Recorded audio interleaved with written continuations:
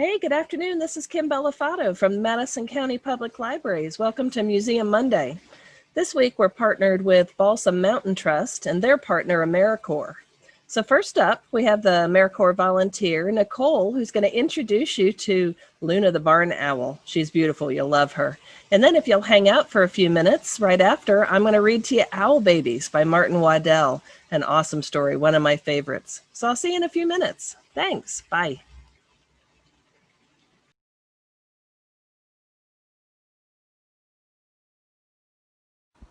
Hi everyone, my name is Nicole Cook and I'm the CTNC AmeriCorps member and Education Outreach Coordinator here at the Balsam Mountain Trust in Sylva, North Carolina.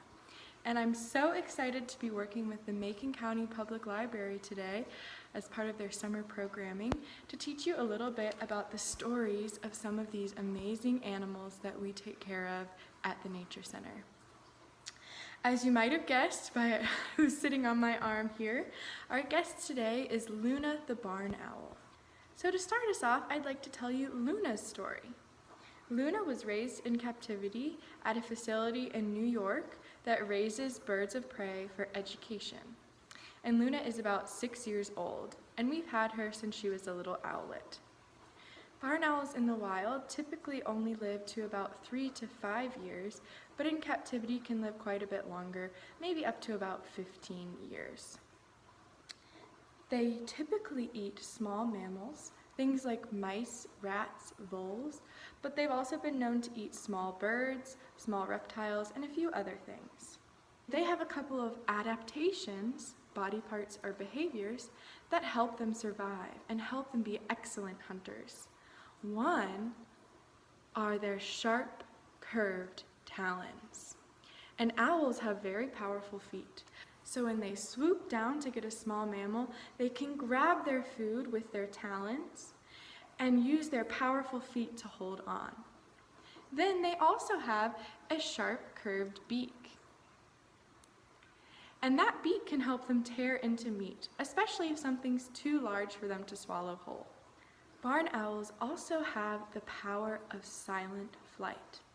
So owls in general aren't quite as fast as some other birds of prey, like falcons or hawks, but they make up for it by flying silently.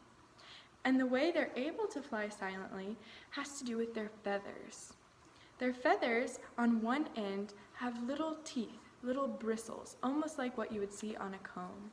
And those little bristles help break up the air that whooshes over their wings as they flap their wings to fly, and that stops that whooshing sound from happening. Barn owls also have another superpower. They have the best hearing of any animal ever tested. They can hunt and find a mouse in a completely dark room. Also, in the wild, if a barn owl was perched on the very top of a tree and there was a mouse scurrying around on the ground, they can hear the mouse, but they can also hear its heartbeat.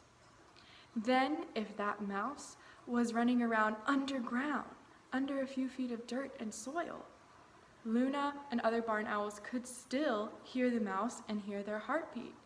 And then, even if there were a few feet of snow on top of the soil and the dirt, she could still hear the mouse's heartbeat. In addition to having excellent eyesight and huge eyes, owls can also turn their head almost all the way around. So some of us have heard maybe that an owl can turn its head all the way around, and that would be 360 degrees, but in fact they can only turn their head about 270 degrees. So that's like if I was looking straight ahead and I turn my head all the way around to look over this shoulder. But then to get to this area over here, I'd have to turn my head all the way back around. If you want to learn more about owls or read fun stories about these amazing creatures, remember to check out your local library for some summer reading. Some of our favorite books about owls are Owls by Gail Gibbons, The Littlest Owl by Caroline Pitcher, Good Night Owl by Pat Hutchins, The Barn Owls by Tony Johnson, and National Geographic Readers' Owls by Laura Marsh. I hope you enjoyed learning a little bit about Luna the barn owl. Thank you for watching.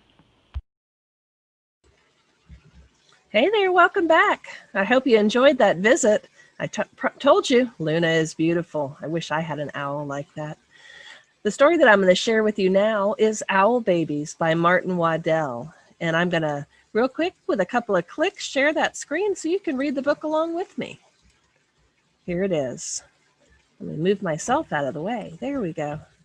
So Owl Babies by Martin Waddell. Illustrated by Patrick Benson.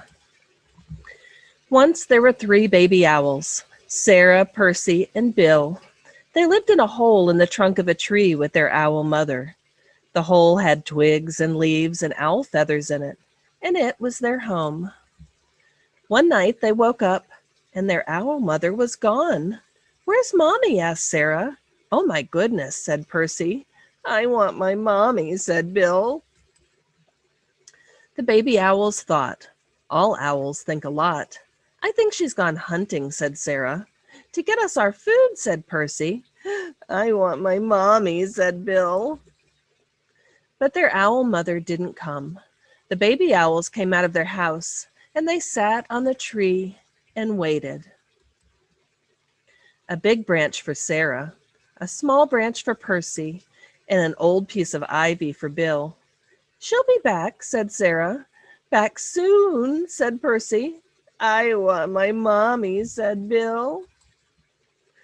It was dark in the woods, and they had to be brave, for things moved all around them. "She'll bring us mice and things that are nice," said Sarah. "I suppose so," said Percy. "I want my mommy," said Bill. They sat and they thought. All owls think a lot.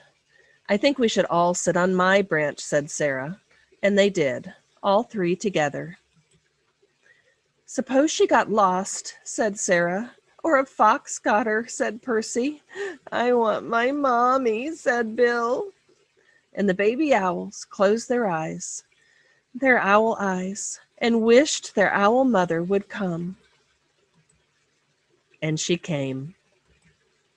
Soft and silent, she swooped through the trees to Sarah and Percy and Bill. "Mommy," they cried, and they flapped and they danced and they bounced up and down on their branch. "What's all the fuss?" their owl mother asked. "You knew I'd come back." The baby owls thought. All owls think a lot. "I knew it," said Sarah. "And I knew it," said Percy. "I love my mommy," said Bill. The end. And we have other fun owl books for you at the library if you're ever interested. Well, I hope you enjoyed that story and the visit with Luna the owl.